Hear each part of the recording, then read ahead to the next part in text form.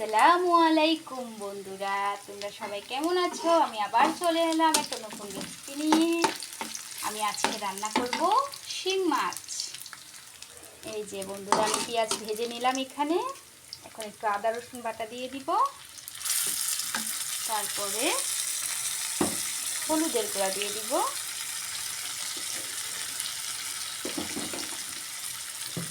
এরপরে একটু মরিচের গুঁড়া দিয়ে দিব।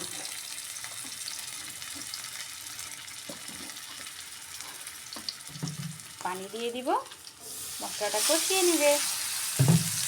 মশলাটা সুন্দর করে কষানোর পরে এখানে আমি টমেটো দিয়ে দিব, টমেটো অ্যাড করে নেব, টমেটো আর কাঁচামরিচ। ততক্ষণ আমার সঙ্গে থেকো।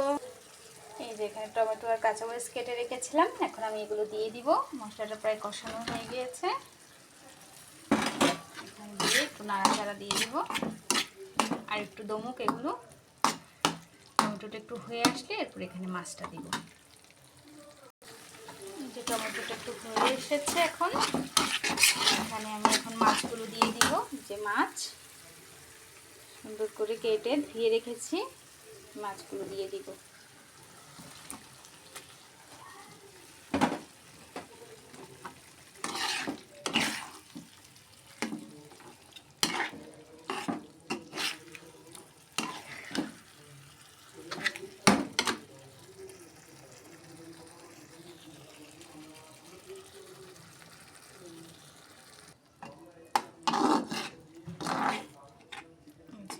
একটু কষিয়ে নিই, এরপর এখানে আমি ঝোলটা দিয়ে দিব।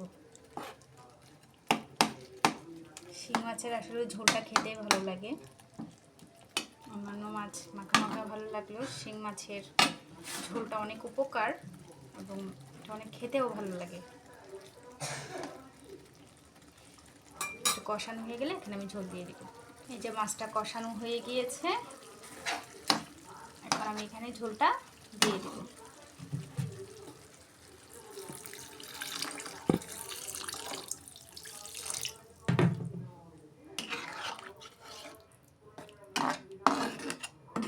ঢাকনা দিয়ে দিব। মাছটা একটু হয়ে গেলে ধনেপাতা দিয়ে নামিয়ে নিব। এই যে দেখো, মাছটা প্রায় হয়ে এসেছে। এই অবস্থায় আমি এখন ধনেপাতাগুলো দিয়ে দিব। যেখানে ধনেপাতা কুচি করে রেখেছি এগুলো এখন আমি দিয়ে দিব।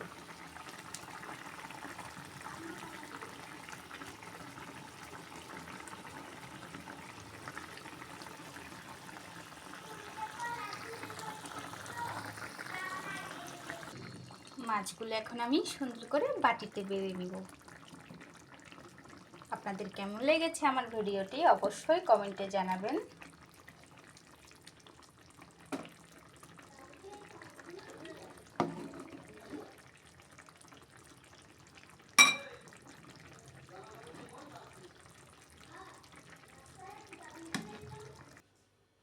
এই যে আমি বাটিতে পরিবেশন করে নিয়েছি।